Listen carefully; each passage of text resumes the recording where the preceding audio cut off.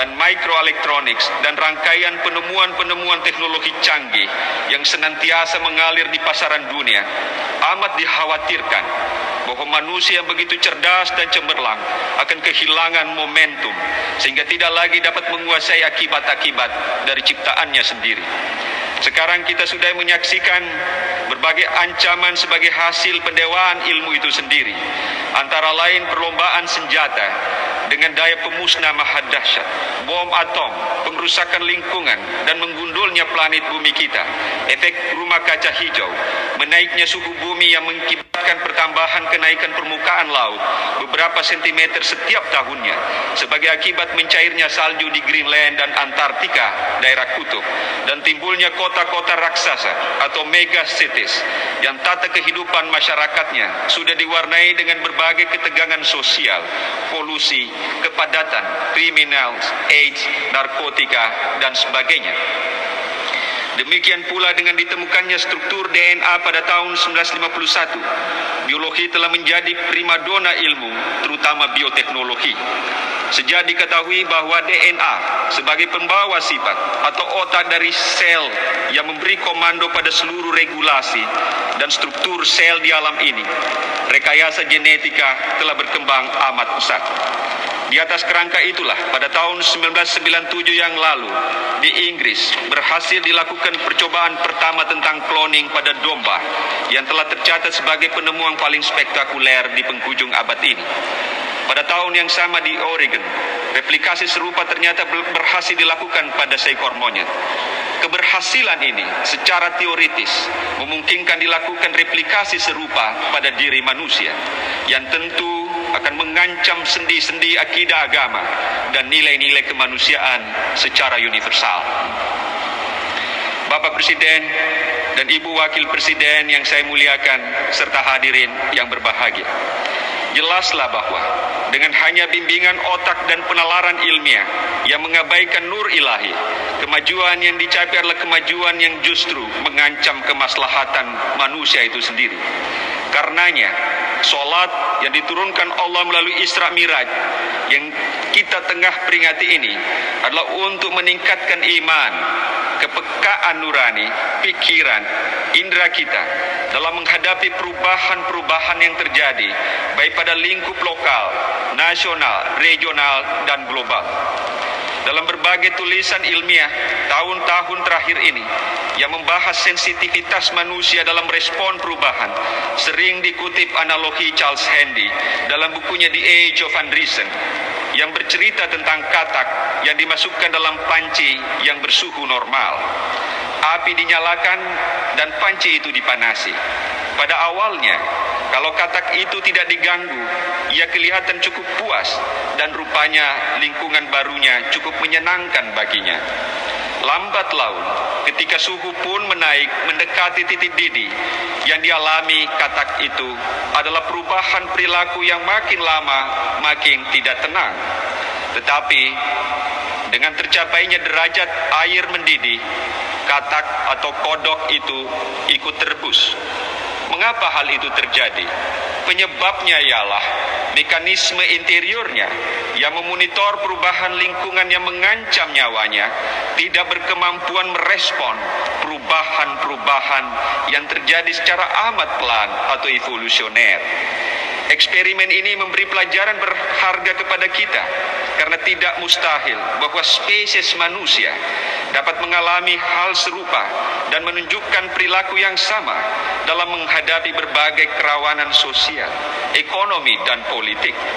Penyebabnya dapat bersumber dari sholat kita yang belum melahirkan kebeningan sensitivitas dalam menangkap sinyal-sinyal ketidakadilan dan pengabaian demokrasi dan pelanggaran hak-hak asasi manusia. Dalam era Orde Baru misalnya, kita telah cukup lama terbelenggu oleh kultur konformitas dengan sistem sentralistik yang menyebabkan sensitivitas kita tumpul dalam menjalani kehidupan kenegaraan dan kemasyarakatan. Kita baru sadar pada saat nilai mata uang kita terpuruk pada posisi terendah di lingkungan negara-negara ASEAN. Kita baru sadar pada saat 4 mahasiswa pahlawan reformasi gugur pada tanggal 12 Mei 1998 di Universitas Trisakti. Kita baru sadar setelah terjadi serentetan kasus yang mengancam keretakan persaudaraan kita, seperti kasus Situbondo, Kupang, Banyuwangi, Jakarta, Banjarmasin, Pontianak, Aceh, dan Maluku. Kita baru sadar setelah terjadi kerusuhan-kerusuhan besar yang telah memaksa berakhirnya era kekuasaan Orde Baru. Demikianlah munculnya era reformasi yang mendobrak lahirnya era demokratisasi dan sekaligus mempersiapkan kerangka dasar perjalanan bangsa menuju milenium baru. Sensitivitas kita selama lebih 3 dekade benar-benar tertutupi kabut tebal sehingga kita kehilangan mekanisme kontrol yang mengancam kehidupan kenegaraan kita. Sekarang, sistem sensitivitas kita sudah bekerja. Mari kita melihat sejenak secara jelas dampak dinamika kependudukan kita. Saat ini secara statistik, Indonesia sudah berpenduduk sekitar 210 juta jiwa yang menempati urutan keempat terbesar di dunia.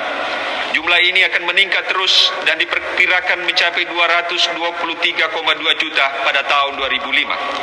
Diperkirakan angka itu akan menjadi stabil pada pertengahan abad ke-21 pada saat kita berpenduduk 350 juta jiwa. Jumlah penduduk yang amat besar itu tentu berimplikasi terhadap tuntutan pemenuhan kebutuhan pangan, pemenuhan sandang, perumahan, pendidikan, pelayanan kesehatan, ketenagakerjaan, pelayanan sosial, dan sebagainya.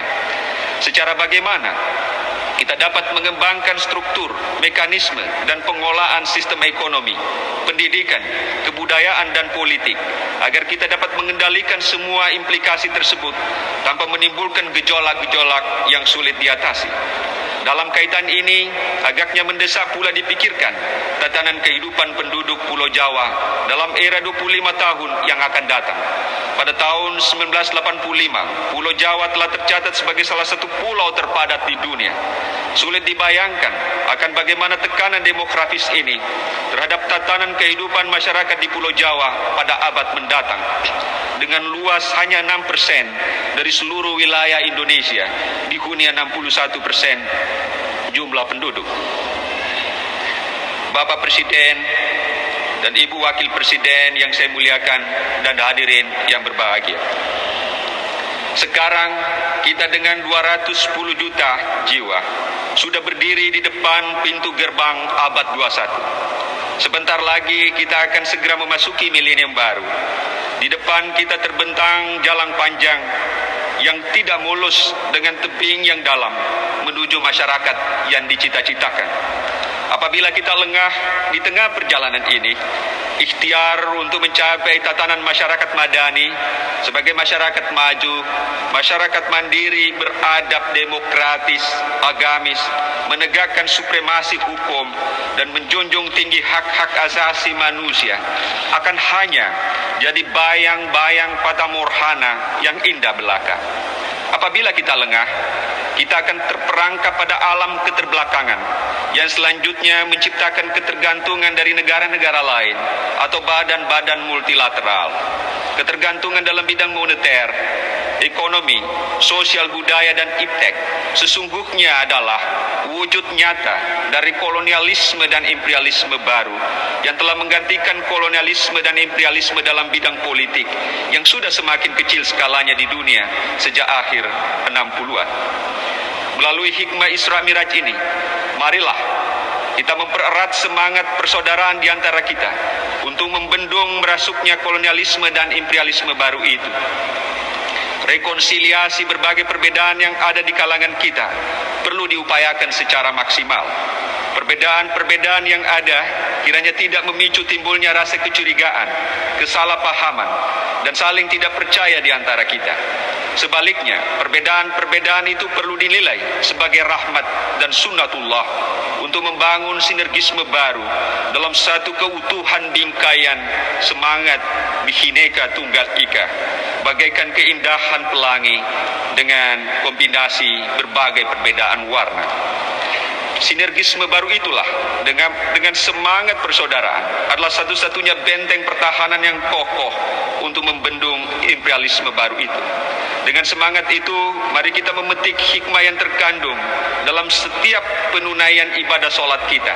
Karena solat adalah wahana pembeningan jiwa, to universal sweet, pengungkapan janji dan tekad untuk senantiasa ikhlas, jujur, bersih, dan bekerja keras berdasarkan nilai-nilai ilahiyah, ketuhanan yang Maha Esa, sehingga kelak membentuk nilai-nilai pribadi dan sosial yang akan memperkokoh semangat persaudaraan dan persatuan nasional. Marilah nilai-nilai ini kita padukan dengan nilai-nilai dasar yang terkandung dalam ilmu pengetahuan. Sebab secara aksiologis keilmuan, ilmu akan mengabdi pada kepentingan kemanusiaan secara universal. Sehingga ilmu tidak mengenal adanya perbedaan etnis, suku bangsa, atau identitas-identitas lain. Dengan kaidah-kaidah ini, seseorang akan lebih rendah hati, lebih toleran terhadap perbedaan. Nilai-nilai inilah akan menyentuh alam penalaran seseorang untuk saling menghargai dan bersedia menerima perbedaan untuk mempererat semangat kebersamaan dalam proses mencari kebenaran.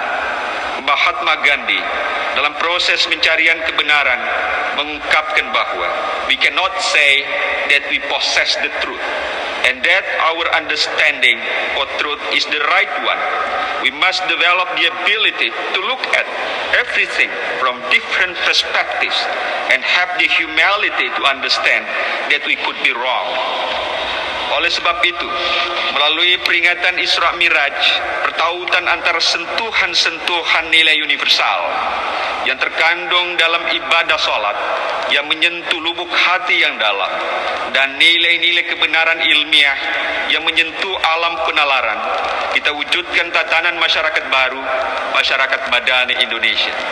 Pertautan inilah yang diperlukan dalam meningkatkan kualitas iman dan takwa, kualitas pikir, kualitas kerja, kualitas karya, dan kualitas hidup bangsa. Dengan demikian, iman dan takwa dan ilmu pengetahuan dan teknologi menyatu secara fungsional dalam mengantar kemajuan bangsa memasuki era milenium ketiga. Bapak Presiden, Ibu Wakil Presiden yang saya muliakan dan hadirin yang berbahagia.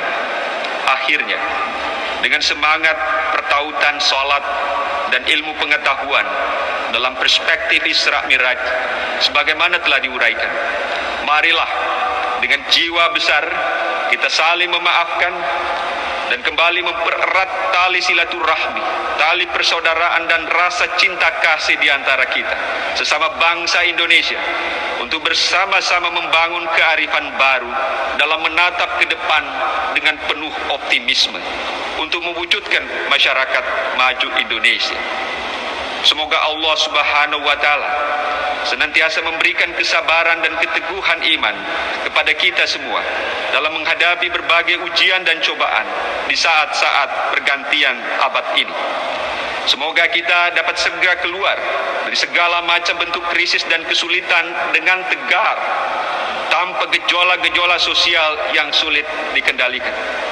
Semoga pemerintahan baru yang baru berusia 2 minggu di bawah kepemimpinan Bapak Kiai Haji Abdurrahman Wahid dan Ibu Megawati Soekarno Putri dengan seluruh anggota kabinet dapat membawa bahtera kehidupan bangsa dan negara berlayar menuju era milenium baru dengan selamat, menghadapi badai berbagai gelombang ketidakpastian regional dan global untuk mewujudkan masyarakat aman, adil dan sejahtera dan menempatkan Indonesia sebagai negara terhormat yang sejajar dengan bangsa manapun di dunia.